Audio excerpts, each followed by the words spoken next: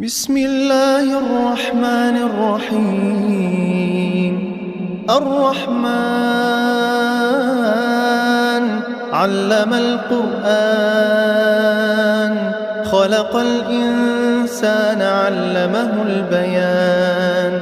الشمس والقمر بحسبان، والنجم والشجر يسجدان. والسماء رفعها ووضع الميزان، ألا تطغوا في الميزان. وأقيموا الوزن بالقسط ولا تخسروا الميزان. والأرض وضعها للأنام، فيها فاكهة والنخل ذات الأكمام، والحب ذو العصف والريحان.